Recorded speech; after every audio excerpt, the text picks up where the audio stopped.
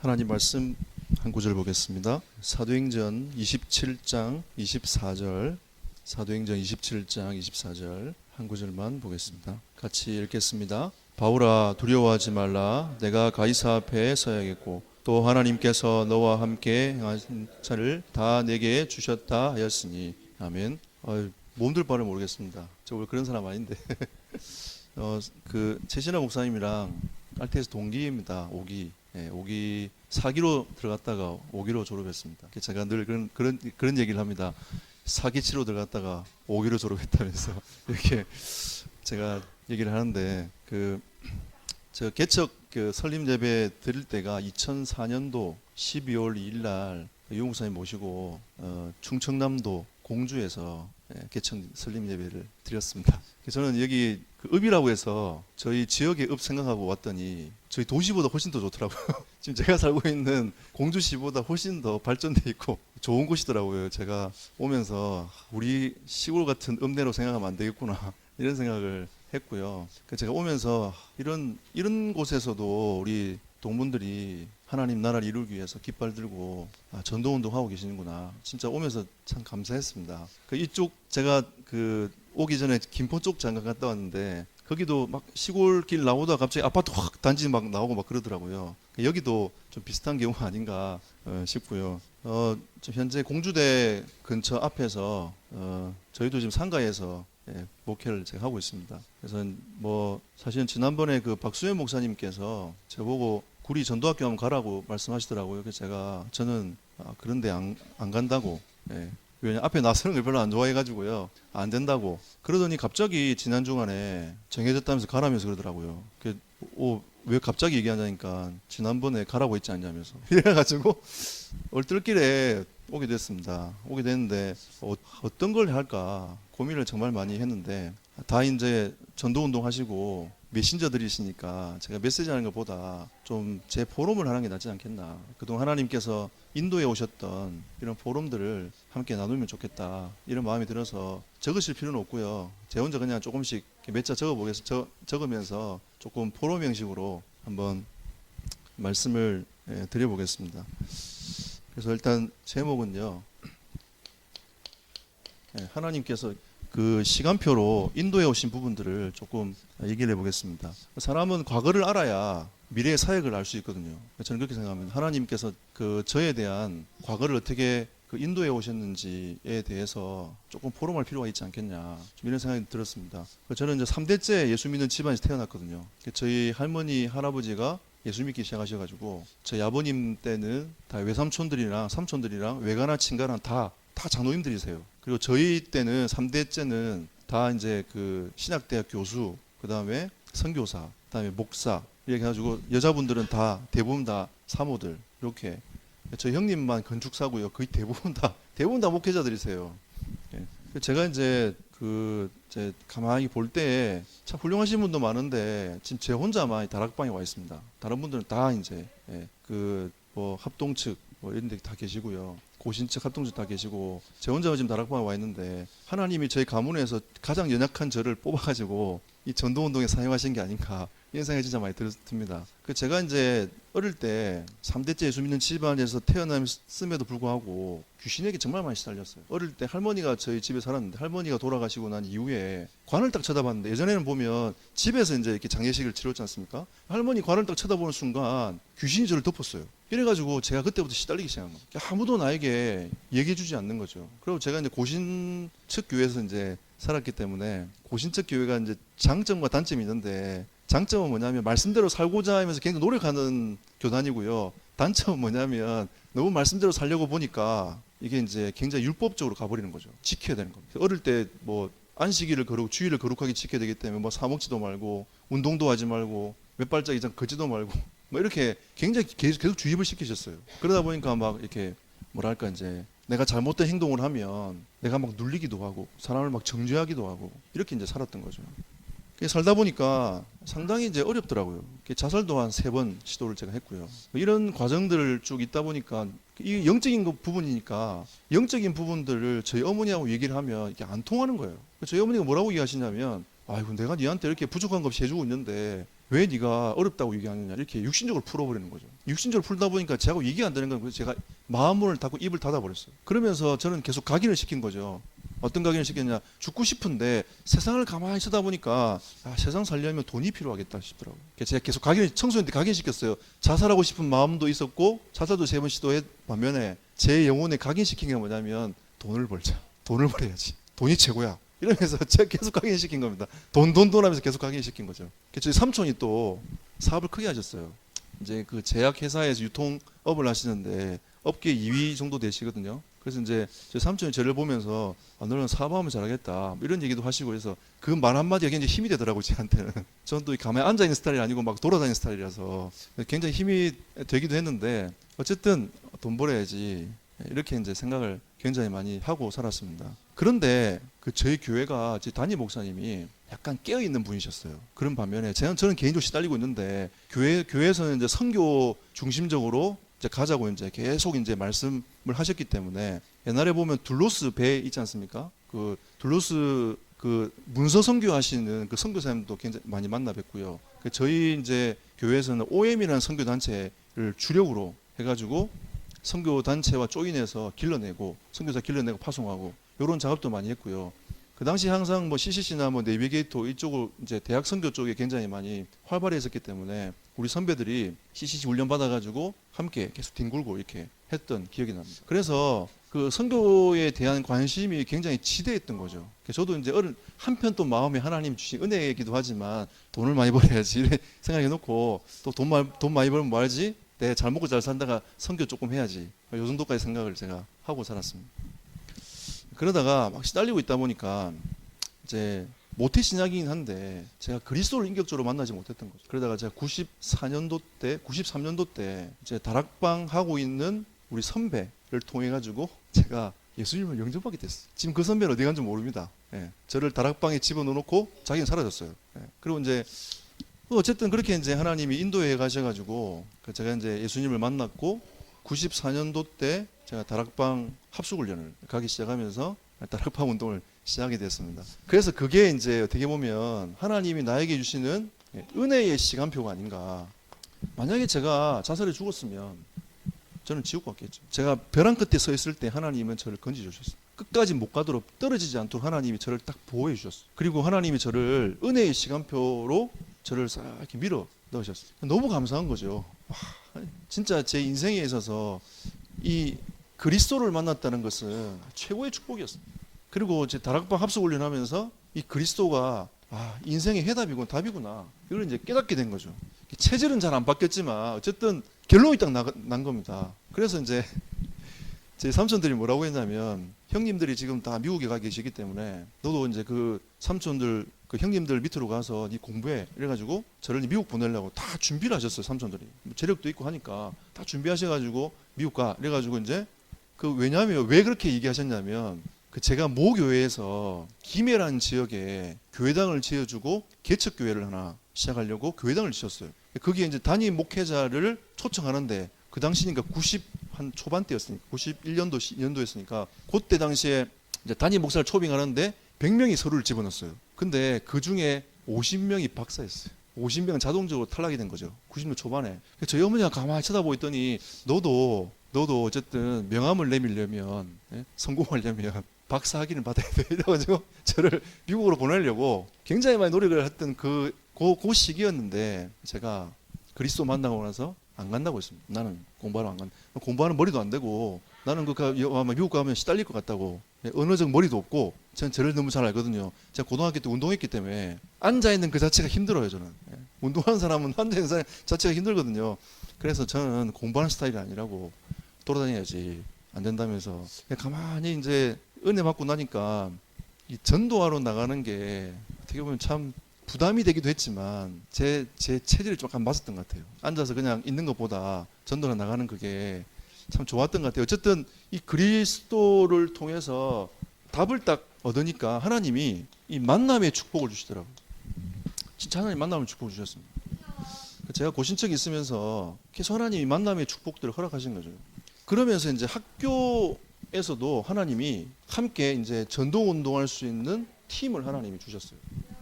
그때 만났던 분이 이제 우리 박문수 목사님, 그 다음에 그 장영하 목사님, 그 다음에 일기의 그 김유희 목사님, 장성도 목사님 이런 분들 이제 만나면서 하나님이 전도 운동할 수 있도록 하나님이 문을 열어가시더라고요. 그냥 그리스도의 답을 딱 내리고 있었는데 하나님이 만남의 축복을 주셨어요. 팀에 같이 이제 움직일 수 있도록. 그래서 이제 여름 때만 되면 저희는 안 놀고요. 어디 가냐면 교회 하나 선정해, 시골마을 교회 하나 선정해가지고 그 가서 캠프하고 전도하고, 그냥 우리 교단은 아니지만 그래도 가서 이제 전도해주고 이렇게 교회와 연결시켜주고 막 그런 일들을 했었습니다. 팀으로서 이제 하나님이 응답을 하나님 주신 거죠. 그러면서 제가 있는 제 삶 속에서 하나님이 또 이제 이 제자 모임 할 수 있도록 하나님이 문을 열어주셨습니다. 지금 생각해 보면 그 제자 모임도 아니에요. 어떻게 하는지 모르겠어요. 그냥 모여서 사명자들 모여가지고 그냥 같이 말씀 나누고 기도하고 했는데, 그때 그 사명자 모임에 참여했던 분이 누구냐면 권정빈 목사님, 우리 다락방에 찬양 많이 지었던 그 권정빈 목사님 있지 않습니까? 그 권정빈 목사님이 그 사명자 모임에 참여하셨습니다. 그 모임이 이렇게 될 줄 몰랐거든요. 근데 하나님 그렇게 만남의 축복을 허락하셨던 것 같아요. 어떻게 보면 이게 제 능력과 관계없이 하나님이 주시는 은혜의 시간표가 아니었던가, 이런 생각이 굉장히 많이 들었고요. 그리고 제가 굉장히 많이 시달렸기 때문에 주님을 바라보지 않으면 안 되는 시간표였습니다. 그래서 제가 개인적으로 제 나름대로 하나님을 바라볼 수 있는 개인 시스템을 갖췄어요. 하루에 꼭 30분씩 뭐 했냐면 홀로 하나님 바라볼 수 있는 시간을 꼭 가졌습니다. 매일 아침마다. 이러면서 그때 이제 7가지 축복, 5가지 확신, 이제 불신 8개 상태, 이런 걸 말씀들을 계속 찾아가면서 묵상해 가면서 하나님이 저에게 하나님 앞에 설 수 있도록 이렇게 은혜를 주셨던 것 같아요. 사실 어떻게 보면 이게 없었으면 저는 오늘 이 자리에 없을 거라고 생각이 들 만큼 이 시간이 굉장히 중요했습니다. 사실은 이 시간이 이 모임을 이루어 나가고 제가 다락방, 그때는 많이 뛰진 않았지만 다락방을 뛸 수 있는 저에게 가장 큰 원동력이 아니었던가, 이런 생각이 굉장히 많이 들었고요. 이때 하나님이 제가 가야 될 방향, 비전을 보여주셨습니다. 그리고 첫 번째 하나님 주셨던 그 비전이 중국과 북한을 살릴 언약을 하나님 저에게 딱 주셨습니다. 당시에 중국 아는 사람도 없고 북한 아는 사람도 없는데 어떻게 내가 사회 갈 수 있겠냐 이러고 생각했는데, 기도하고 있다 보니까 98년도에 북한 사회 가는 그 양동 원장님을 만나게 됐어요. 그분 중심으로 해서 북한 사역이 시작되었습니다. 그러다가 북한 사역을 쭉 하다 보니까 지금은 추방당하셨는데 강한성 선교사님이라고 그 중국의 이제 동북 쪽에 계셨던 분이신데, 또 그분을 만나게 돼가지고 그 아이들, 렘넌트 아이들 이제 그 신학원을 시작하게 된 겁니다. 그 시간표에 제가 가게 된 거죠. 그 이후에 이제 그 렘넌트 애들하고 그 신학원 제가 맡아가지고 중국 사역을 하게 하나님 하셨습니다. 그리고 두 번째 비전은 세계복음화를 어떻게 할 것인가, 상당히 제가 고민이 많이 되더라고요. 저는 세계복음화를 어떻게 할 건가, 전 세계 대학 복음화를 하자. 하나님 제게 주신 언약이었어요. 비전입니다. 나는 대학을 통해서 세계복음화를 꿈꿔야지. 이러고 이제 하나님이 저에게 비전을 주신 거죠. 어떤 분은 청소년, 어떤 분은 어린이 사역, 이렇게 얘기하지 않습니까? 어쨌든 저에게는 하나님이 그 중국과 북한과 대학이라는 언약을 주셨고요. 그 다음에 이 렘넌트가 정말 중요하구나. 이 렘넌트 사역을 해야지. 근데 렘넌트 사역 중에서도 굉장히 중요한 사역들이 많지 않습니까? 아이들의 예배 사역을 어떻게 도울 것인가, 이런 고민들을 제가 하게 된 거죠. 근데 하나님이 이때에 저에게 하나님이 비전을 쭉 이렇게 확립하게 제가 가야 될 방향성들을 쭉 보여주셨습니다. 그때는 이루어진 게 아니기 때문에 얘기를 해도 사람들이 그러냐고 이렇게 얘기하고 기도 제목 소통하고 이렇게 했던 기억이 나고요. 우리 같이 기도해야 할 때에 자꾸 이제 기도 제목을 내면 맨날 똑같은 기도 제목 내자면서 얘기를 막 하시더라고요. 그래서 이제 세계복음화는 그렇게 딱 대학에만 묶여 있는 게 아니고 세계복음화를 두고 기도해야지. 네가 왜 대학을 두고 기도하고 중국 북한만 두고 기도하냐, 이렇게 이제 얘기하시는 분도 계시더라고요. 근데 하나님이 제게 주신 비전이었기 때문에 어쨌든 그걸 두고 하나님이 기도하게 하셨어요. 참 진짜 은혜는 뭐냐면요, 제가 어릴 때 부유한 집은 아니었지만 여러 가지를 많이 배워봤습니다. 피아노도 저희 어머니 피아노 학원 하셔서 피아노 제가 좀 배우다 말았고요. 저희 아버지가 선생님이셨는데 선생님 그 학교에서 오케스트라가 있었어요. 그 당시에 오케스트라 있었는데 그 오케스트라 그 지휘자한테 바이올린을 배우러 갔습니다. 저 형님이랑 바이올린 배우러 갔고요. 할 땐 태권도도 배워보고 잡다한 걸 갖다가 한 10개 정도 배웠어요. 근데 하나도 지속하는 게 없었어요. 하다 그만두고 다 하다 그만두고 다 귀찮은 거죠. 하다 그만두고 지속할 수 있는 인생이 아닌 거죠. 근데 지금까지 다락방 운동만 지속하고 있습니다. 진짜 하나님 은혜인 거죠. 진짜 하나님 은혜입니다. 이것만 하나님이 지속할 수 있도록 제게 은혜를 주셨어요. 그래서 나 같은 인생도 하나님 은혜를 받으면 조금이나마 이 세계복음화에 이렇게 숟가락 하나 얹어가지고 응답을 받구나 이런 생각이 진짜 많이 드는 거죠. 그래서 이 은혜의 시간표 속에서 그럼 제가 뭐 이렇게 지금 어떻게 보면 오해가 될 수 있는 부분은 뭐 하나도 안 시달리고 잘했냐 이게 아니고요. 엄청 시달렸습니다. 왜냐하면 제 각인과 뿌리와 체질이 아까 시달리는 그 속에 있었기 때문에 그리고 율법에 있었기 때문에 사람들을 자꾸 정죄하게 되고 왜 난 이거밖에 못할까라는 곳에 붙잡혀가지고 자꾸 나 자신을 자꾸 힘들게 만들었어요. 그래서 그 힘들게 있는 그 시간을 풀려고 요 시간을 좀 계속 하나님하고 계속 뒹굴면서 살았던 기억이 납니다. 요 은혜의 시간표 속에서도 제가 치유가 안 돼가지고 상당히 힘들었습니다. 어쨌든 하나님이 비전을 주셔가지고 이대로 내가 삶을 살아야지 가야지 이러고 이제 마음에 딱 준비를 하고 계속 기도를 하게 됐습니다. 두 번째 응답과 치유의 시간표. 저는 진짜 이 옛 체질과 이 영적 싸움을요 정말 많이 했습니다. 제가 옛날에 이상한 짓 억수 많이 했거든요. 도박도 하고 남의 물건도 훔치고 막 이런 일들을 청소년 때 하고 자랐기 때문에 이게 쉽게 내가 복음을 받아도 이게 치유가 잘 안 되는 거예요. 내 깊숙이 숨어 있는 부분이라서 이게 계속 내가 은혜 받을 만하면 튀어오르고 은혜 받을 만하면 튀어오르고 이 예체질과의 싸움이 정말 힘들었어요. 상당히 이거는 제가 이제 전도사 생활 딱 시작하면서 이게 본격적으로 드러났거든요. 이게 정말 본격적으로 드러났습니다. 이게 전도사 생활 들어갔는데 야 이것 때문에 제가 사역이 안 될 만큼 정말 힘들더라고요. 이런 하나님의 은혜의 시간표도 주셨음에도 불구하고도 이게 어느 날 탁 떠오르니까 정말 제가 힘들더라고요. 그래서 제가 다락방을 솔직하게 심령으로 2번 그만두려고 했어요. 진짜 2번 다 그만두려고 위기가 왔었어요. 위기가 딱 왔을 때에 하나님이 오늘 이 본문 말씀 이게 하나님 제게 주신 언약이거든요. 이 말씀을 딱 기억해 하시더니 이 말씀 때문에 제가 위로를 받고 또 포기하고 싶을 때 하나님 말씀이 떠오르게 하더니 또 위로를 받게 만들고 이러면서 큰 위기를 2번 넘겼습니다. 이 싸움은 사실 지금도 되긴 되는데 느낌이 어떤 느낌이냐면요. 제가 이 터널을 들어갔어요. 근데 너무 깜깜해서 앞에 보이지 않는 거예요. 미치겠는 거예요. 사이가 어떻게 하는지도 모르겠고 어쨌든 그냥 이렇게 은혜라는 건 가지고 있지만 그냥 제 영적인 상태가 그냥 어두운 터널로 들어가가지고 앞이 보이지 않는데 그냥 언약 붙잡고 걸어가는 느낌, 그냥 말씀 붙잡고 걸어가는 느낌이 제게 드는 거예요. 등은 진짜 힘들었습니다. 저희 어머니가 이제 다락방이라고 이단이라고 저희 집에도 안 찾아왔어요. 저에게 등을 돌린 겁니다. 우리 집 이단 나타났다면서 이래가지고 등을 돌려버렸어요. 삼촌들도 얼마나 저를 설득하기 위해서 노력하시는지. 집안이 다 그러니까 저를 설득하기 위해서 노력했고 제 집사람하고 결혼한다고 제 집에 집사람을 데리고 가니까 제 모르게 저희 어머니가 우리 집사람 불러가지고 결혼시켜 줄 테니까 조건이 있다. 그 조건이 뭐냐? 우리 아들이 이단에서 빼나오라. 이게 조건이었습니다. 근데 저희 집사람이 다락방 언제부터 시작했냐? 92년도부터 시작했어요. 저보다 더 골수라. 저희 어머니는 그걸 몰랐던 거죠. 그래갖고 우리 집사람 보고 집사람이 알겠다 해놓고 결혼했어요. 지금까지 저를 못 빼내고 있지 않습니까? 근데 재작년에 저희 아버님이 저희 교회 오시기 시작했어요. 이단 풀린 거죠. 근데 이제 사실은 이제 저는 저희 아버님, 어머니 저희 교회 안 오실 줄 알았거든요. 저희 아버님 부산 사시다가 대전으로 이사 오셨습니다. 대전 이사 오셔가지고 저희 교회 안 오실 줄 알았는데 하루는 설교하고 있는데 문을 스르르 여시더니 교회 들어오시는 거예요. 저희 교회가 11시 예배가 10시 반 예배거든요. 저희 아버님은 시간도 안 물어보고 11시 예배일 줄 알고 11시 딱 맞춰 오신 거예요. 제가 설교하고 있는데 들어오시는 겁니다.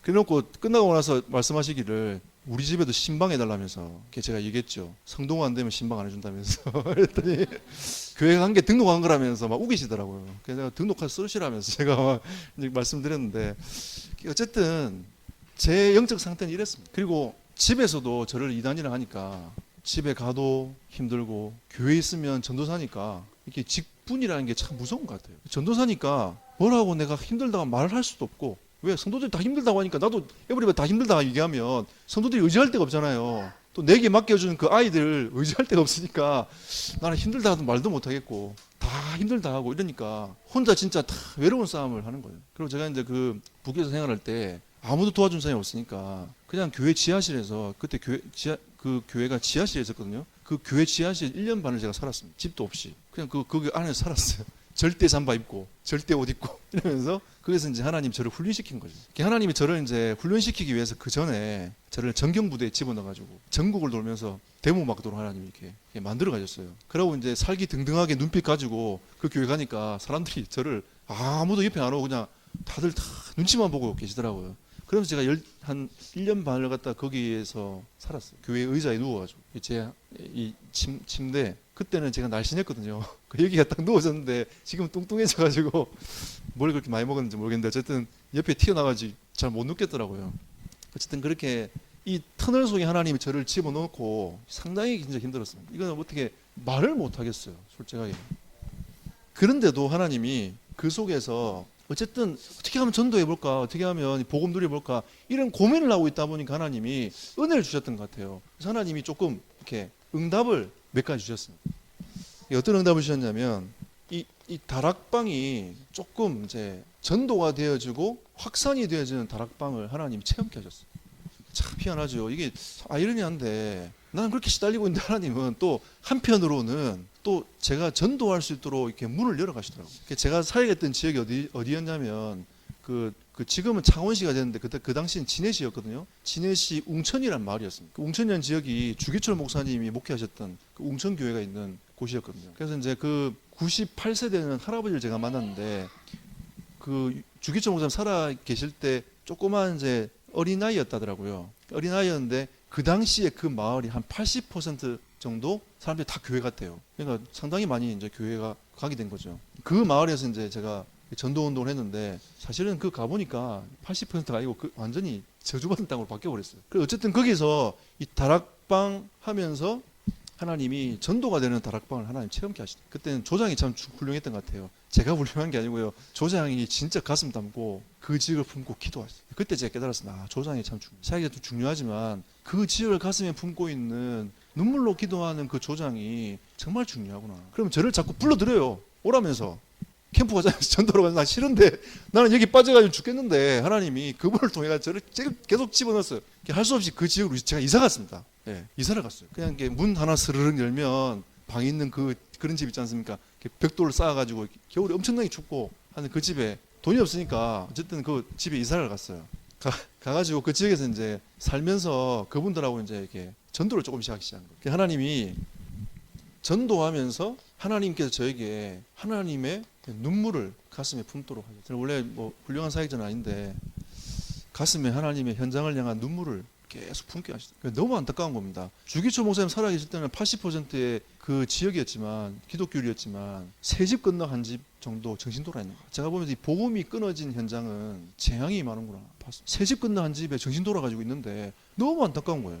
그러면서 이제 그분하고 계속 캠프하면서 전도하면서 무속집 다니면서 이러다가 또 무속인 또 한 분이 예수님 영접하셨어요. 이래가지고 이제 교회 그 다락방에 오시게 됐는데 그 중간에 또 남편 데리고 왔더라고요. 남편이 간증하시는데 뭐라고 하시냐면 이 예편네가 죽을까 싶어가지고 귀신 받아가지고 내가 얼마나 산에 쫓아낸 줄 아냐면서 그 눈이 그만큼 오는데도 이 마누라가 그 새벽에 모욕을 하고 하얀 속옷만 입고 산에 올라가는 귀신이 데리고 가는 거예요. 죽을까봐 자기는 그 따라서 올라간 거죠. 그리고 자기가 사우디 가서 벌어온 돈을 갖다 큰아들이 사업하다가 완전 다 말아먹었어요. 그 첫째 딸은 자기 사위랑 강원도 갔다 오다가 낭떠러지로 굴러버린 거예요. 차가 죽어버리고 둘째 아들은 이혼해가지고 완전 박살나버리고 그 막내 딸은 그 양계장 하다가 닭을 엄청나게 많이 키웠어요. 하루는 홍수가 나가지고 닭이 2만 마리가 다 죽어버린 거예요. 이런 막 재앙들이 계속 오는 거죠. 그래서 자기는 어디서 하냐 움막 딱 지어놓고 개울가서 움막 지어놓고 그래서 계속 이렇게 무서운 일을 하고 있는 거예요. 나편이 와가지고 막 죽으려는 겁니다. 남편이 와가지고 그때 예수님 영접하고 이래가지고 이제 다락방을 하고 있는데 이 무속인 하루는 간증을 하더라고요. 뭐라고 간증하냐면 그때 제가 전사했으니까 전사님 나에게 불치병이 있었는데 불치병이 한 달 만에 나왔다. 그걸 1년 뒤에 간증하셨어요. 자 이게 아니 거짓말일 거야. 이라고 3개월 지나고 거짓말할게 6개월 지나고 거짓말할게 하면서 1년 지나갔는데 이분이 간증하셨어요. 그래서 제가 그때 깨달았습니다. 아, 말씀의 위력이 엄청나구나. 그냥 말씀만 전하고 나왔는데 때로는 내가 확신도 없이 그냥 이 구렁텅이에 제가 이 터널에 빠져가지고 오늘은 힘드네 이러면서 대충 메시지하고 가야지 이러고 갔는데도 하나님의 말씀 자체가 능력이 있어가지고 그 사람을 치유해버리신 거예요. 그래서 제가 가만히 보면서 야 이거는 나의 힘과 능력이 아니구나. 그리고 암 걸리신 분하고 다락방을 했는데 이분이 온몸에 유방암 걸려 온몸이 다 암이 다 퍼졌어요.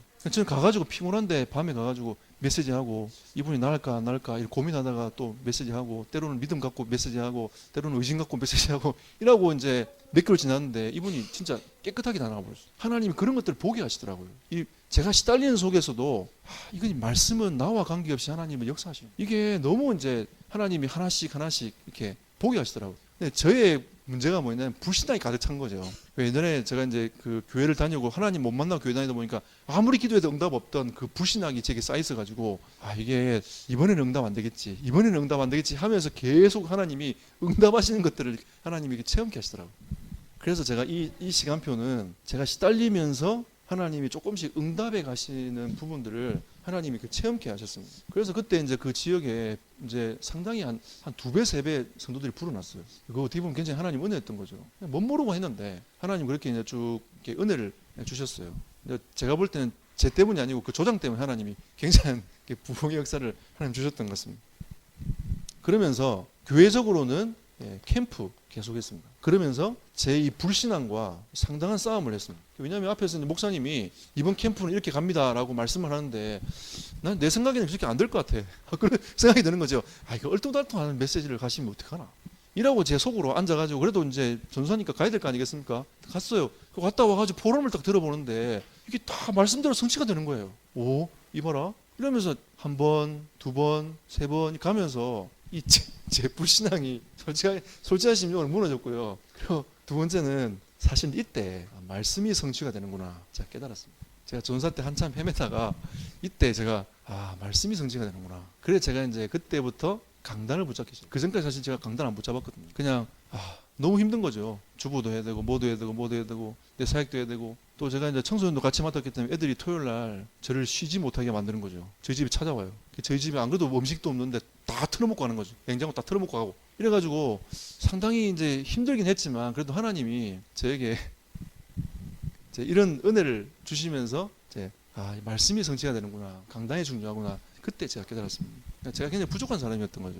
그 전부터 제가 이제 말씀 붙잡고 갔으면 더 좋았을 텐데 이런 이제 내가 불신앙 속에 쌓여 있는 나의 모습을 하나님 치유하시기 위해서 그런 사건들을 통해서 계속 하나님이 저를 어떻게 보면 만들어 가셨던 것 같습니다. 그러면서 또 한편으로는 이 렘넌트들과 함께 좀 뒹굴 수 있는 하나님 은혜를 주셨어요. 학교도 찾아가서 다락방하고 애들 집에 불러서 같이 좀 뒹굴어 보고 이러면서 이 렘넌트 운동의 중요한 부분들을 하나님이 좀 보게 하시더라고요. 그래서 그러면서 하나님이 이 렘넌트 운동은 내가 할 수 있는 게 아니구나라는 걸 제가 깨달았습니다. 내가 참 부족한 사람이구나.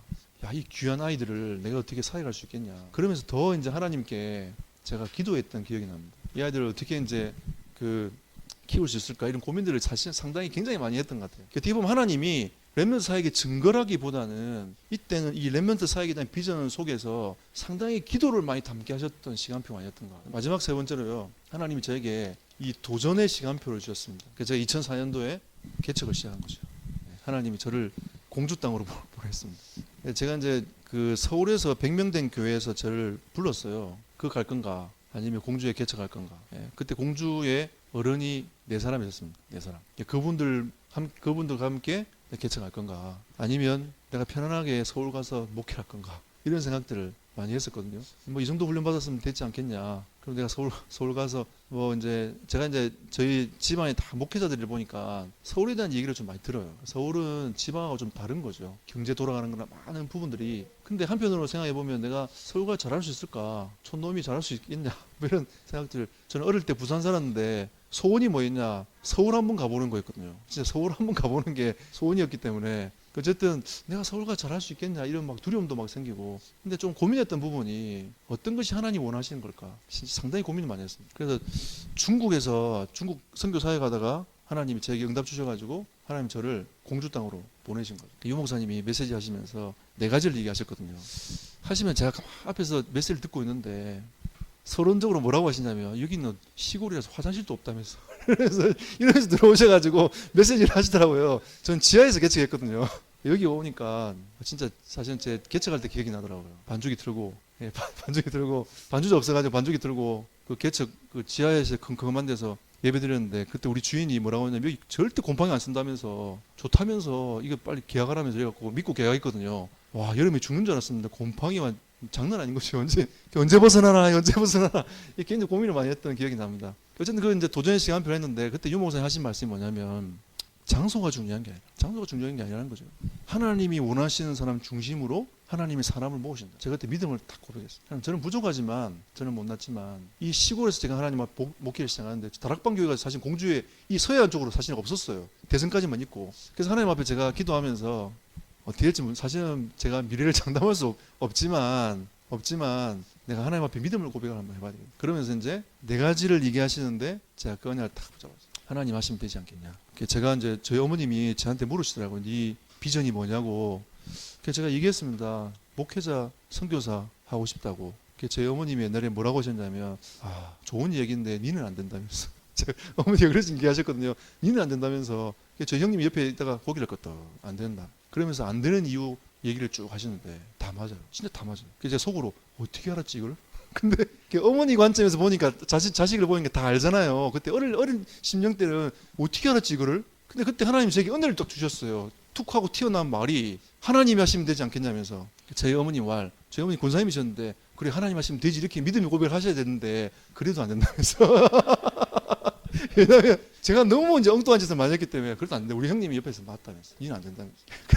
그랬는데 제가 개척하고 나서 한 3년 차 때 저희 아버님이 부산에서 공주를 한번 저희 집에 한번 오셨거든요. 부산 남자는 말을 잘 안 합니다. 말 한마디 하고 딱 내려가셨어요. 식사 딱 하고 말 한마디 딱 하고 내려가셨거든요. 제보고 뭐라 하시냐면 니를 보니까 하나님 살아계신 것 같다. 다락방 운동 마음껏 해라면서 이단 아닌 것 같다. 하고 내려가셨어요. 그래서 제가 그동안 서론 받았던 게 한꺼번에 싹 다 쉽게 내려가더라고요. 그래서 참 어쨌든 내가 불신앙 안 하고 시달렸지만 하나님의 은혜로 내가 지금까지 살아온 게 감사한 일이구나. 사실은 자식이 아버지한테 인정받는 게 쉽지 않거든요. 그렇지 않습니까? 부모가 자식한테 인정받는 게 쉽지 않습니다. 쉽지 않습니다. 레멘트 때 만나보세요. 우리 엄마가 우리 아빠가 오만 얘기 다 합니다. 인정받는 게 쉽지 않거든요. 어느 날 아버지가 오시더니 하나님 살아계신 것. 그래도 제 어머니는 어머니라 또 여자라 그래도 그렇지 네가 이단으로 말하고 있는 그 단체에서 네가 목회할 필요가 뭐 있냐면서 돌아오라면서 삼촌들 돌아오면 좋은데 다 네 자리 마련해 놓는다 했는데 너는 왜 그거 다 마다하고 가냐면서 이런 얘기를 계속 하시는 거예요. 그래서 저는 제가 이제 그 목회 현장도 많이 보고 형님들 현장도 많이 보고 했기 때문에 저는 이제 마음에 먹었던 게 뭐냐면요. 나는 학자가 되지 말자. 전도자가 되지. 잘 못해도 나는 전도하는 목사가 되야 되겠다. 이런 마음을 하나님 저에게 품게 하셨어요. 그 은혜인 거죠. 어떻게 보면. 그래서 개척을 시작했는데 상당히 힘들더라고요.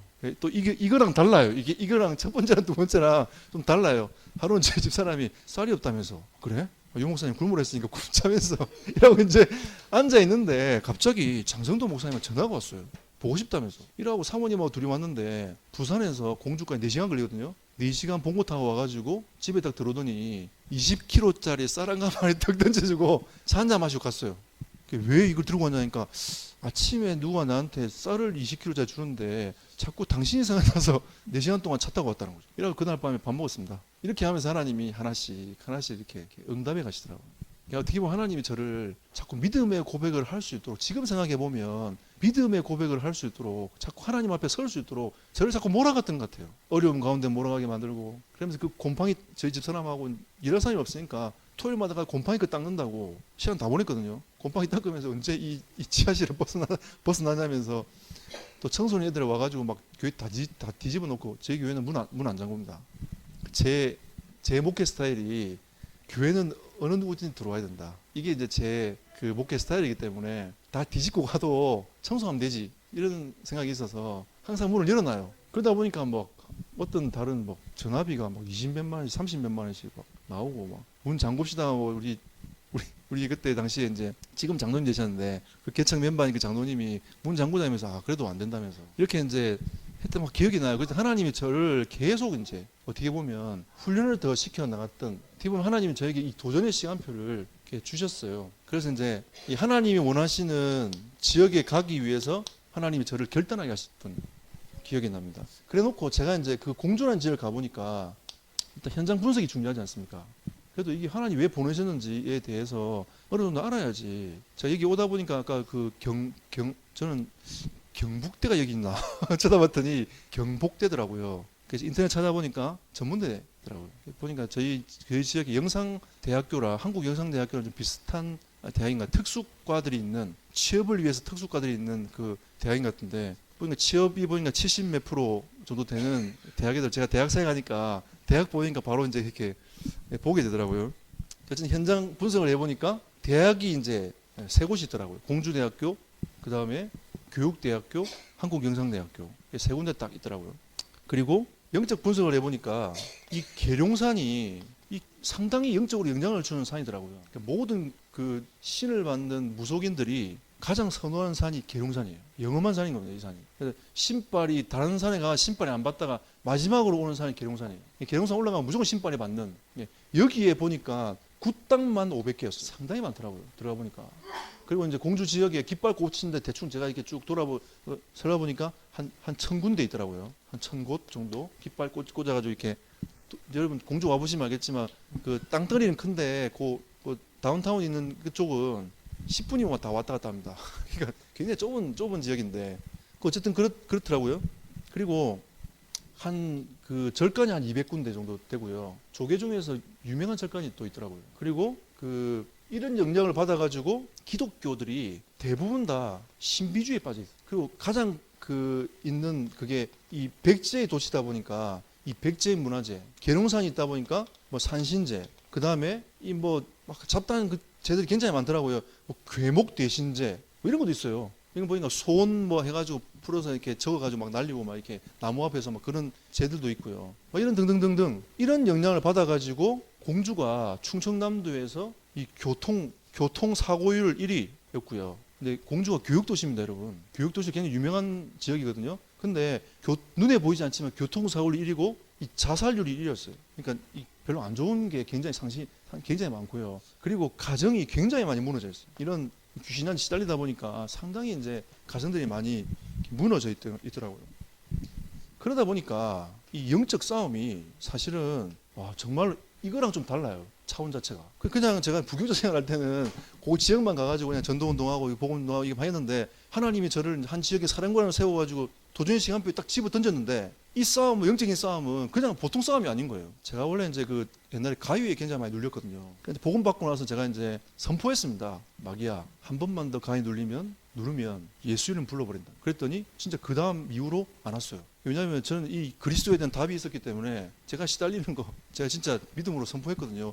그 이후로 가위 눌림이 사라졌습니다. 근데 이 가니까 진짜 실제와 같은 꿈을 꾸기 시작하는데 진짜 이 꿈인지 현실인지 모를 만큼 제가 이렇게 시달리면서 일어났어요. 제가 하고 일어나면 우리 집사람 옆에서 하고 같이 일어나는 거죠. 이제 같이 진짜 이러면서 식은땀 쭉 올리고 다시 자자 이러면서 자고 이제 또 하고 일어나면 또 그 다음날 또 하고 일어나가지고 또 식은땀 쭉 올리고 야 이게 보통 싸움이 아니구나. 그래서 제가 마귀한테 선포했습니다. 네, 계속 한번 해봐라. 언제까지 한번 하는가 보자. 이라고 잤어요. 근데 이 사단이요 3개월 동안 그렇게 하더라고요. 치열한 싸움을 했습니다. 제가 믿음을 고백하면서 계속 치열한 싸움을 하다 보니까 그 이후로 거치더라고요. 알고 봤더니 저희 집 뒤에 있는 그 산에 굿당이 2개 있어요. 무당이 계속 징 두드리는 겁니다. 근데 그 지역 마을 자체 교회가 있는데도 전도로 가보면요, 이 폐허 같다면서 사람이 안 살 것 같다 하면서 계세요 하고 돌아서는데 사람이 나와요. 굉장히 어두운 지역인 거죠. 그러다 보니까 이 사단의 공격이 엄청난 겁니다. 제가 이 영적 싸움을 상당히 많이 했던 것 같아요. 그리고 이제 이 여기에 있던 지금까지 있던 영적 문제 플러스 지역의 영적 배경과 플러스 돼가지고 엄청나게 많이 싸움을 했습니다. 제가 느꼈어요. 가정이 깨질 수밖에 없는 이유가 있구나. 진짜 저희 가정도 저 때문에 한번 위기가 온 적이 있어요. 이게 영적인 흐름을 우리가 제대로 파악하지 못해 영적 싸움을 제대로 잘못하면 이 지역의 영적인 흐름에 휩쓸려 가버릴 것 같더라고요. 제가 그렇게 하나님이 훈련하셨는데도 불구하고도 한 지역을 살릴 수 있는 사령관을 하나님 저를 세우시니까 사단의 공격이 만만치가 않더라고요. 제가 좀 부족해서 그런지 모르겠지만 어쨌든 계속 하나님 사단이 공격하도록 하나님이 또 허락하시는 것도 있더라고요. 그래서 좀 계속 이렇게 시달렸던 기억이 납니다. 그러다 보니까 이 무기력 빠지더라고요. 아무것도 못하겠다면서. 딱 낮에 눕잖아요. 실컷 잠자고 누우면 못 일어나겠어요. 뭐가 누르는데 못 일어나겠어요. 그냥 있다가 보면 또 무기력해지고 또 있다 보면 무기력해지고. 이런 영적 싸움들이 계속 일어나는데 기도해야지 하는데도 그냥 하고 누워 있는 겁니다. 기도해야지 알면서도 영적 싸움해야지 하면서 누워 있는 거죠. 말할 힘도 없고 그냥 무기력하게 더 하고 누워 있는 겁니다. 이게 상당히 사실 오래 갔습니다. 몇 년을 갔습니다. 지금 제가 2004년도 어쨌든 12월 1일 날 거쳤지만 지금 생각해 보면 지금 13년, 12년, 만 12년 넘어 13년 차 되는 거 아니겠습니까? 근데 상당히 여기서 무기력하게 굉장히 많이 힘들더라고요. 근데 또 문제가 뭐냐면 제가 경상도 사람 아닙니까? 충청도에 가니까 말이 안 통해요. 진짜. 그래서 제가 하루는 비하인드 스토리를 말씀드릴게요. 수요예배 때 2명 앉아가지고 우리 집사람하고 우리 개척 멤버랑 앉아가지고 수요예배 하고 있는데 처음 오신 분이 딱 들어오셨어요. 와, 오늘 하나님이 한 영혼을 부셨구나. 50% 부응했다면서.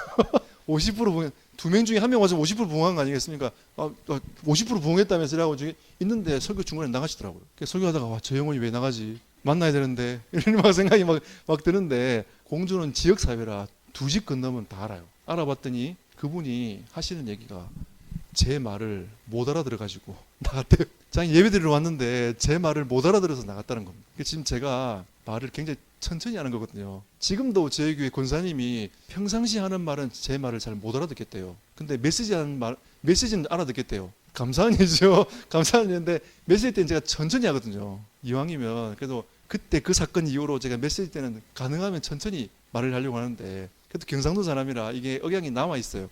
그런 적도 있고 어쨌든 이게 싸움해야 될 게 영적 싸움뿐만 아니라 말투와도 싸움해야 되고 하루 물건 사러 갔는데 이분이 가만히 서 계시더라고요. 그러니까 유 목사님이 충청도사 느리다고 하더니 대꾸를 원래 안 하는갑다 생각했거든요. 알고 봤더니 제 말을 못 알아들어가지고 가만히 있었던 거예요. 그래서 우리 옆에 있던 공주에 사시는 우리 교회 집사님이 얘기하니까 그러냐면서 통역해 주셨어요. 그러니까 제가 이제 공주 가면서 생각했던 게 공주가 선교지구나. 나에게는 선교지구나. 이런 생각을 상당히 많이 했었습니다. 그러니까 여러 가지 이제 말할 수 없는 부분들이 엄청나게 많이 이제 이렇게 있었던 거죠. 근데 진짜 힘든 거는 이렇게 외로움이었어요. 아무도 없어요. 나하고 말 통하는 사람도 없고. 그냥 공주에 처박혀가지고. 저는 이제 2004년도 때 강도사 때였기 때문에 그나마 이제 목사님들이 부르면 가서 이제 인사도 하고 이렇게 했는데 저희 집사람은 집에 홀로 있는 거죠. 그러니까 제가 집사람을 가만히 보니까 저희 집사람은 약간 우울증이 온다는 느낌이 드는 겁니다. 이게 상당히 싸움이 쉽지 않더라고요. 저희 집사람은 우울증 온 건 아니지만 우울해가지고 계속 뭐 이렇게 있고 저는 이 무기력이 빠져가지고 하면서 이제 있고 성도함이 온 사람도 못 잡아가지고 제 말이 안 통해가지고 막 경상도 억양하고 안 맞아가지고 막 힘들고 어렵고 막 복합적인 게 계속 밀려오는 거야. 그래서 내가 낙심했습니다. 되겠냐? 여기서 되겠냐? 말씀 받았는데 아멘 하면서도 되겠나? 이 속에서 계속 싸움이 일어나는 거죠. 그러다가 제가 정신을 차렸습니다. 전도해야지. 내가 어디를 한번 나가볼까? 이라고 했는데 대학이 보이더라고요. 어쨌든 기도하고 있던 게 있으니까 공주대에 일단 가봐야지. 이라고 갔는데 한 사람 만났어요. 그러니까 다락방 시작됐는데 어쨌든 이제 그 대학사이 그때 시작되면서 하나님이 참 많은 은혜를 주셨던 것 같아요. 어른은 안 불어나는데 대학생은 불어났어요. 하루는 우리 개척 멤버 지금 장로님이 밥죽을 던지시더라고. 왜 밥죽을 던지냐니까 키워놓으면 다 갚은다면서. 왜냐면 대학사이 시골이다 보니까 먹고 살 게 없잖아요. 그러니까 키워놓으면 서울 가고 수도권 다 가는 거예요. 그러더니 밥죽을 팍 집어던지더니 실컷 사이에 넣고 밥 먹이 넣으면 다 간다면서 이러면서 한번 밥죽을 집어던지더니 제가 조그만 요만한 목양실에 앉아가지고 주여 우리 집사님이 밥죽을 집어드셨는데 나는 어떻게 하오니까 나는 어떻게 해야 됩니까? 이게 갈등이 막 드는 거죠. 저도 막 시험이 들려 하더라고요. 키워놓으면 갚고 막 한 놈도 내가 목사님과 함께 언약을 붙잡고 이 지역을 복음하겠습니다. 한 놈도 없어요. 그런 놈들이. 진짜 힘들더라고요. 진짜 보니까. 그래서 이제 어른은 그대로 4명인데 대학 청년반 한 30-40명으로 불어났어요. 어쨌든 그렇게 하나님 은혜를 주신 거죠. 근데 이게 계속 바뀌어요. 계속 바뀌어. 또 방학 때면 집에 가. 다 자기 집으로 가는 거죠. 집에 가고 별로 없어. 방학 때면 또 교회가 썰렁해지고 또 개학하면 또 좀 차고 또 썰렁해지고 차고 계속 반복하다 보니까 이제 힘 빠지죠. 힘 빠지죠. 교회 봉고차를 샀는데 교회 재정이 계속 힘들어요. 그래가지고 이제 재정 맡으신 분이 그 네 분 중에 한 명이 맡으셔야 될 거 아니겠습니까? 맡으신 분이 힘들다면서 목사님 사례비도 제대로 못 나간다면서 그 조금 받는 그것도 못 나가니까 마음 아파하시더라고요. 그래서 제가 주여 봉고차를 팔아야 되겠습니까? 봉고차 딱 팔면 딱 되는 돈이에요. 그래서 제가 생각해 보다가 그러면 제가 나는 걸어다니면 되는데 우리 애들은 어떻게 하나 이런 생각 들어서 목욕실에 앉아가지고 하나님 제가 굶어도 좋으니까 이 봉고차 유지하면서 애들 사역해야 되겠습니다. 이렇게 믿음을 딱 고백하니까 그 해에 하나님도 그만큼 채워주셨어요. 경제를. 예, 그러다가 제가 그래서 우리 선교 가자. 그래도 개척교회는 선교해야 되지 않겠냐. 선교비 떼줍시다. 했더니 안 된다는 거예요. 그때 선교비가 1년에 한 300 몇십만 원 들어왔거든요. 그 당시는 굉장히 큰 돈이었습니다. 개척교회에서 300 몇십만 원이면 큰 돈 아닙니까? 그걸 분리시키자니까 재정부에서 안 된대요. 그럼 4명밖에 없는 그분들하고 앉아가지고 안 된다고 하니까 제가 고민되더라고. 그래도 뗍시다. 그때는 제가 용기가 생기더라고. 원래 제가 말을 잘 못하거든요. 안 된다 하면 그냥 알겠다면서 이렇게 말하지 제가 주장하면서 밀고 못 나가요. 제 스타일이라. 그래서 이제 뗍시다 했더니 목회자 떼자니까 할 수 없이 뗐어요. 또 하나님이 일반 재정을 또 그 해에 그만큼 또 채우셨어요. 그 다음에 건축 뗍시다 그러니까 말도 두 말도 안 하고 떼시더라고요. 떼셨어요. 그래갖고 랩런트금 떼고 이렇게 점차적으로 다 뗐습니다. 하나님 그런 과정을 통해 가지고 하나님이 조금씩 하나님이 12년 만에 조금씩 응답을 주셨습니다. 그래서 그때 사역했던 그 대학은 그 지교회 세워져 가지고요. 지금도 계속 그 지교회 사역 진행되고 있고요. 그리고 우리 교회 미션홈이 있습니다. 아파트 얻어가지고 미션홈 하는데 그 남자 미션홈 있다가 남자 미션홈은 어쨌든 없앴고요. 여자 미션홈만 지금 현재 있는데 그 미션홈에 애들이 들어와가지고 훈련받고 또 그 애들 지교회 사역하고 다락방 사역하고 또 개인 양육 사역하고 이렇게 하면서 현재 이제 요거 하나님이 그때 시달리면서 받은 그 응답 첫 번째 그 응답이 어쨌든 하나님 지교회까지 응답을 주셨어요. 지금 지속됩니다. 지금 이게 제가 사역 안 하고요. 우리 대학 담당하신 전수님이 계세요. 그분이 대학만 중심적으로 해서 현재 지금 사역을 하고 계신데 어쨌든 그렇게 하나님이 응답을 주셨고요. 지금은 중국 문이 막혀가지고 현재는 못 들어가요. 지금 이제 다 신학원 올 수도 현재 되어 있기 때문에 하나님 어쨌든 중국 동북에 렘넌트 신학원 하나님 저에게 맡겨주셔가지고 작년까지 작년 초까지 하나님 이렇게 사역을 쭉 지속되도록 하나님 만드셨습니다. 그래서 이제 애들하고 같이 전도운동하고 대학 사역하고 지금 그 애들이 이제 한국에 훈련받으러 나와가지고 지금 현재 신학교 훈련받고 있는 친구들도 상당히 많이 있습니다. 그래서 이제 어쨌든 중국 사역하면서 하나님이 이렇게 응답 주신 거죠. 이 비전에 따라서 하나님이 이렇게 응답을 하나님이 해 가시더라고요. 그리고 이제 렘넌트 사역을 할 수 있도록 하나님 문을 열어주셨습니다.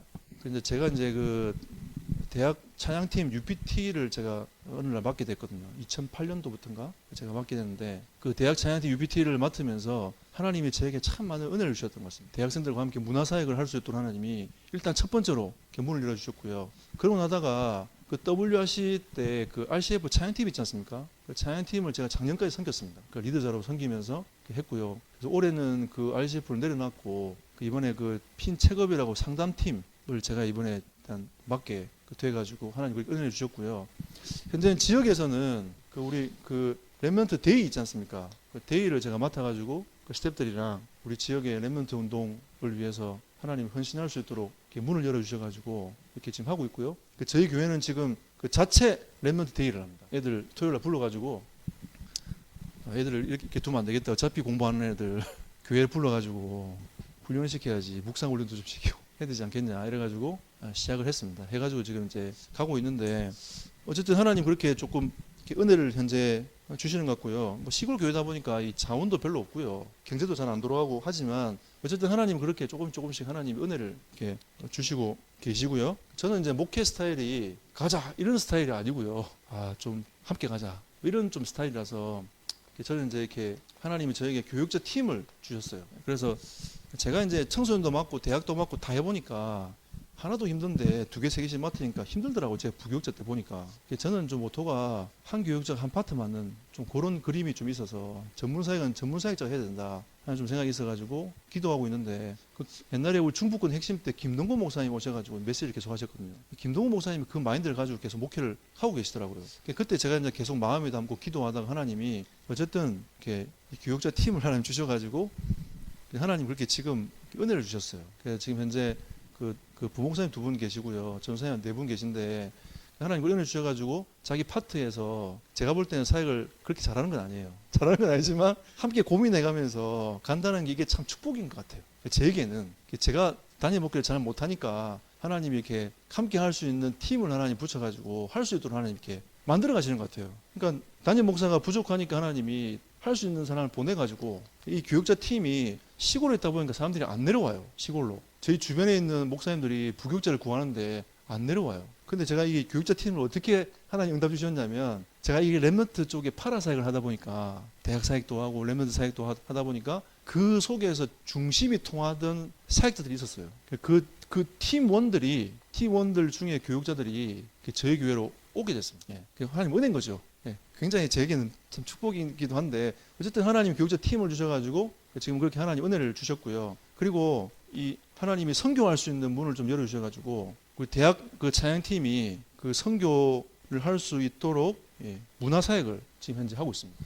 지금 전대 선교사님이랑 그 동남아 지금 순회 계속하고 있거든요. 하면서 이제 인도네시아 쪽에 지금 계속 파고 들어가고 있습니다. 파고 들어가고 있고요. 요 팀도, 문화팀도 하나님이, 제가 요 두 가지를 두고 기도하고 있다 보니까 하나님 저를 UPT라는 그 팀에 집어넣어가지고 거기에서 계속 꿈꾸도록 만들어서 거기에 있던 사역자들과 계속 마인드로 소통하다 보니까 이걸 할 수 있도록 하나님 만들어 가시더라고요. 그래서 여기에 지속하는 그 팀원이 7명 됩니다. 7명. 전문인도 돈 벌어가지고 선교에 올인하고, 목회자들도 어쨌든 사례비 아껴가지고 선교에 올인하고, 이렇게 이제 가는 거죠. 그러다 보니까 선교사님이 굉장히 힘을 많이 얻으시는 것 같아요. 그게 아마 인도네시아라는 나라랑, 특정이한 나라랑 맞는 것 같아요. 어떻게 보면 이 문화적 사역이 인도네시아가 상당히 찬양 사역이 발달돼 있더라고요. 그래서 저희 팀하고 굉장히 잘 맞아가지고 하나님 그렇게 인도에 가셔서 이 응답을 하나님 주시는 것 같습니다. 그래서 역으로 하나님이 저에게 이제 좀 새롭게, 제가 선교 가면서 또 다른 비전을 제가 붙잡았습니다. 학교 사역해야 되겠다. 여기에서 이제 플러스 렘넌트 사역의 더 구체적인 학교 사역을 해야 되겠다. 근데 학교 사역 하려면 어떻게 하면 되겠냐? 일단 제가 여기 응답을 받으려면 학위가 있어야 되지 않겠냐? 그렇게 하기 싫은 공부를 다시 시작했어요. 예, 그래가지고 지금 이제 제가 신학 석사 전문 석사 학위를 마쳤고요. 지금 현재 박사학위 지금 코스를 밟고 있습니다. 원래 제가 오늘 여기에 빨리 못 올 텐데 오늘 하나님 은혜 주셔가지고 우리 교수님이 저기 인천에 그 개척교회 탐방하라고 해가지고 갔다가 좀 일찍 맞춰서 왔습니다. 안 그랬으면 제가 이 시간 맞춰 못 왔을 거예요. 그러면서 이제 어느 날 그 유치원 목사님이 전화가 와가지고 동문 사역을 좀 같이 했으면 좋겠다 얘기를 하시더라고요. 그래서 하신 얘기가, 지금 이제 유 목사님께서 그 7분야 중에 이 미자립 이 부분을 우리 동문이 타개해야 되지 않겠냐, 이런 얘기를 쭉 하시면서 저한테 쭉 설명을 하시더라고요. 그래서 제가 부족한데요, 제가 많이 못 도와드릴 수 있습니다 라고 하면서 시작을 제가 했거든요. 하면서 이제 어떻게 보면 제가 여기 올 수 있는 상황이 열렸지 않나 좀 생각이 들고요. 그래서 좀 이렇게 이 동문이 하나님이 우리에게 주시는 7분야를 어떻게 이제 붙잡고 응답을 받을 것인가, 이 부분을 위해서 하나님이 지금 이제 이 동문 전도학교를 열어주신 게 아닌가.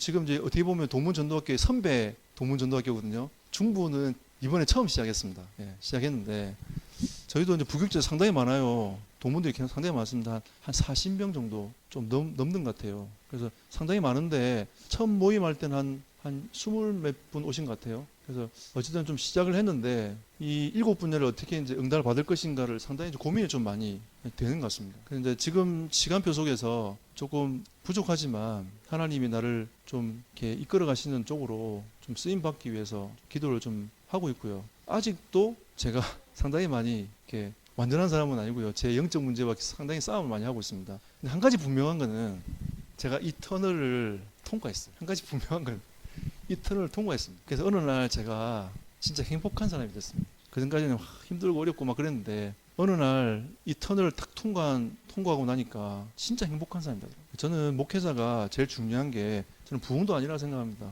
목회자가 행복해야 된다. 어떤 상황이 오든지 행복할 수 있어야 된다. 이게 목회자 길이 아닌가. 제가 지금 실천 신학을 공부하고 있는데 지금 각 교단마다 미자립 문제가 상당히 많아요. 지금 이제 그 총신이나 이제 장신이나 이쪽은 대형 교단이다 보니까 미자립을 이제 교회가 개척하면 미자립률이 좀 적어요. 그러니까 성공할 수 있는 10개 교회가 시작하면 2.3개가 살아남습니다. 대형 교단이. 그럼 지금은 군소교단은 우리 교회도 군소교단이잖아요. 군소교단은 20%대 미만으로 떨어지는 거죠. 그러니까 상당히 지금 어렵다는 겁니다. 시기적으로도 어렵다는 거죠. 그러니까 이제 학자들도 인정을 해요. 지금 시기적으로 개척이 어렵다라고 지금 얘기를 하고 있는 겁니다. 근데 오늘 이제 가본 거기는 그 교회는 목사님이 이제 우리 교단은 아니지만 2년 만에 재적 성도 수가 100명이 됐더라고. 그래서 이제 그 부분들을 두고 같이 얘기를 쭉 해보면서 이분이 100명이 될 수밖에 없는 이유가 있구나 그런 걸 봤어요. 자기 나름대로 제자 훈련에 대한 확실한 딱 비전이 딱 서 있는 것. 그러면서 이제 하나님이 그렇게 근데 그분이 완벽하냐? 지금도 계속 2년 되다 보니까 이제 성도들이 문제가 막 생기는 거죠. 그때 막 시달리고 있긴 해요. 한데 그래도 하나님 그렇게 또 그분이 그렇게 할 수 있는 거는 자기 제자들과 함께 개척을 했어요. 교육자 팀이 된 거죠. 그렇게 시작해 놓으니까 그런 장점은 있지만 어쨌든 하여튼 지금 이제 여러 가지 이제 목회자들이 목회하기 힘든 시간표가 아닌가. 그래도 어쨌든 그럼에도 불구하고 우리가 생명 살리고 복음 전하고 하나님 나라를 이루어야 되는 건데 우리가 진짜 목회자가 행복하지 않냐면 안 되지 않겠냐. 이런 생각들을 굉장히 많이 가지고 있고요. 그리고 두 번째는 목회자는 말씀 앞에 서야 된다 라는 생각이 듭니다. 하나님과 이 비전이 소통이 돼야 되지 않겠냐. 일반적으로 개척교회 제가 이제 책을 이번에 개척교회에 대한 책을 상당히 많이 읽었습니다. 보면서 왜냐하면 좀 공부를 해야 되겠다 싶어서 개척교회에 대한 책을 상당히 많이 읽었는데 대충 보니까 개척자에 대한 그 책들이 2002년도 이후에 나왔어요. 대부분 책들이 보니까 2002년도 이후에 나왔는데 그 전에는 개척이 어떻게 될 것인가에 대한 어떤 것도 없이 그냥 사람들이 개척하고 했던 거죠. 그래도 그나마 그때는 뭐 90년대 80년대 때는 그냥 교회 지어놓으면 사람들이 교회로 몰려왔으니까 부흥이 되는데 지금은 이제 사람들이 상당히 시대적으로도 포스트 모던 시대이기도 하지만 사람들이 상당히 이제 학식적으로도 굉장히 높아져 있어요. 은혜 받으라 이래가지고는 이제 되는 시대가 아닌 거죠. 그러다 보니까 상당히 이제 개척 속에서도 어려움을 많이 겪고 있지만 그럼에도 불구하고 하나님께서는 개척교회를 세워서 그 현장에 하나님의 나라를 임하게 하는 것은 하나님의 계획이고 뜻이다. 저는 그렇게 믿습니다. 그래서 그러려면 일단은 목회자가 행복해야 되고 그 목회자가 하나님 주시는 확실한 비전이 있어야 되지 않겠냐. 저하고 같이 다락방 운동하던 그 목사님 한 분 계신데 이분이 이제 좀 아픈 부분이지만 제가 잠깐 보름을 해드리면 한 10몇 명 있는 교회에서 초빙을 했어요. 갔어요. 2년 하고 그만뒀어요. 내가 왜 그만두냐니까 성도들하고 안 맞는 것 같다면서 그만뒀어요. 제가 속으로 뭐지? 이 사람은 진짜 그런 생각했습니다. 그러면 하나님이 그 지역에 그 교회를 보낼 때에 그냥 말씀도 없이 그냥 간 거예요. 오라니까. 가서 목회 막사 해가지고 힘드니까 그만두고 가버린 거예요. 그 교회 없어졌어요. 그냥 너무 가슴이 아픈 거예요. 그래서 저는 이제 생각합니다. 왜냐하면 제가 공주 가면 어려울 거라고 알고 있었어요. 그런데 제가 하나님 보고 소통했던 게 뭐냐, 하나님 저에게 말씀을 주십시오. 제가 힘들어도 말씀 붙잡고 버틸 수 있도록 하나님 나에게 말씀을 주십시오. 어떻게 보면 제가 뭐 응답받았다고 하기보다는 버틴 거죠. 말씀 붙잡고 버티고 있다 보니까 하나님이 저에게 은혜를 주셨던 것 같아요. 사실 부교육자 때는 제가 다락방을 그만두고 싶어서 한 2번 고민을 했지만 제가 도전의 시간표에서는 한 번도 그렇게 생각해 본 적이 없습니다. 하나님이 응답하실 것이다. 그런 믿음을 하나님 저에게 주셨고 그 믿음 붙잡고 어쨌든 그 좀 버텼다는 표현이 맞을 것 같아요. 예, 제가 볼 때는 누렸다기보다는 약간 버틴 느낌이 더 강하니까 그러다 보니까 어느 날 하나님이 조금씩 하나님이 이렇게 응답을 주신 것 같습니다. 그래서 그리고 지금도 잘 안 되지만 계속 나는 성경적인 전도 운동할 것이다. 예, 진짜 성경적인 전도 운동 해야지. 다른 운동화 말고 성경적인 전도 운동 해야지. 바르게 복음 전하고 복음 드리고 이렇게 가야지. 지금도 고민하고 있습니다. 상당히 지금 고민을 많이 하고 있습니다. 어떻게 하면 다락방 전도 운동을 할 수 있겠는가? 우리 성도들이 이해할 수 있겠는가? 이 다락방 전도 운동하면서 이 현장에 하나님의 나라 임하게 만들 것인가? 지금도 상당히 고민을 많이 하고 있습니다. 그래서 많은 목사님들한테 배우는 것 같아요. 예. 하루는 그 저희보다 좀 더 시골이 옆에 보면 부여라고 있어요. 부여는 군이거든요. 거기서 목회하고 있는 목사님한테 제가 물었어요. 목사님 왜 여기에서 목회하십니까? 그분도 대전에서 막 오라고 막 코오라고 했거든요. 안 간다고, 대전에 안 간다고, 난 여기 있을 거라고. 그래서 제가 이제 물었어요. 왜 여기 있냐고 물으니까 하나님이 나를 시골 사회 가라 목회하라고 부르셨다면서. 저는 그분을 쳐다보면서 성도가 많지는 않았지만 그 시골 사회 가면서 행복해 보였어요. 하나님이 목회자를 부르시는 게 있어요. 부르심 앞에 서는 게 중요하다고 생각합니다. 이 교회를 하나님이 저 대학 앞에 부르시면 가서 렘넌트 사역, 대학 사역 하고 전도운동 하는 겁니다. 하나님이 우리를 이곳에 나를 세우셔서 하나님이 전도운동하게 하신다라는 확신이 있으면 거기서 계속 우리는 하나님 말씀 붙잡고 전도운동 한단 말이에요. 하는 거죠. 그래서 하루는 제보고 하와이 오라고 하길래 제가 안 간다고 했습니다. 왜냐하면 저는 미국 가서 제가 미국 가보니까 제가 이렇게 목회를 하다 보니까 눈치만 좀 빨라져가지고 대충 미국을 한번 가보니까 여기서 내가 목회를 하게 되면 내가 죽을 것 같다. 숨을 못 쉴 것 같다.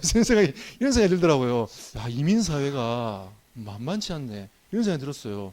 아, 여기서 목회하면 죽을 것 같다면서. 그래서 제가 하와이에서 3년 동안 코그랜드 안 갔습니다.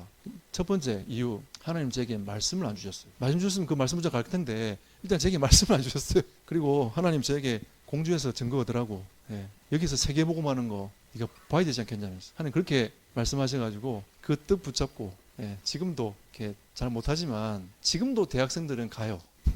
진짜 지금도 대학생들은 가요. 이게 30명 됐다가 또 10몇 명으로 줄었다가 지금도 그래요. 지금도 방학 때 되면 꽉 찼다가 그 방학 전에 꽉 찼다가 좀 헐병했다가 또 시골이다 보니까 못 이기 할 때 또 사람 몇 명 안 와요. 또 눈 많이 오면요 시골이 갇히거든요.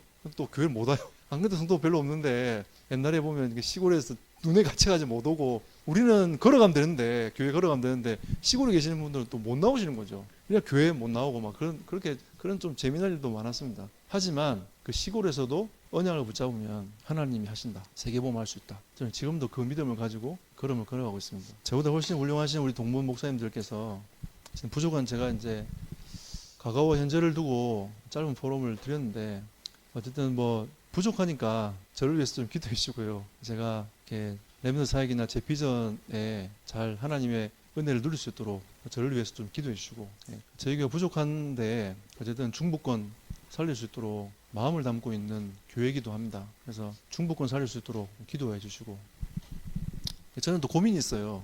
무슨 고민이냐면 저희 중부권이 70개 교회가 있습니다. 교회가 있는데 이제 거의 대부분 이제 위에 계신 목사님들이 은퇴를 바라보고 계세요. 은퇴를 바라보고 계시거든요. 60대 중후반으로 넘어가시는 분들이 상당수가 계신데 좀 마음 아픈 얘기지만 노후가 보장 안 된 목사님들이 너무 많으십니다. 저는 이제 그 진짜 동문들이 힘 얻어가지고 우리 1세대 목사님들 진짜 모시고 세계보험하면 어떨까, 예, 이런 마음도 진짜 있습니다. 진짜 기도하고 있습니다. 하나님 부족하지만 우리 1세대 목사님들 뭐 어쨌든 뭐 이런 거 저런 거 많이 보이셨는데 어쨌든 그 중심 가지고 어쨌든 전도운동 하고 계시니까 우리 RTS가 일어나서 그분들을 섬기면서 함께 갈 수 있는 세계보고마 이랬으면 좋겠고, 또 우리가 다 유목사님 제자 아니겠습니까? 예, 유목사님 저를 잘 모르시지만 어쨌든 우리 유목사님 제자로서 전도자의 마음을 시원케 하고 우리가 어쨌든 전도운동하는 동문이 되지 않겠냐, 이런 마음으로 이제 좀 저도 저희 지역의 동문을 섬기고자 하고 있습니다. 저희 지역의 동문 전도학교를 위해서 선배 전도학교니까 이제 시작하는 전도학교를 위해서도 좀 기도해 주시면 감사하겠습니다. 부족한 종이 짧게 그 소통을 드렸는데요. 저를 위해서도 좀 기도해 주시면 좋겠습니다. 우리 사회자 목사님 나오실 때까지 현장을 두고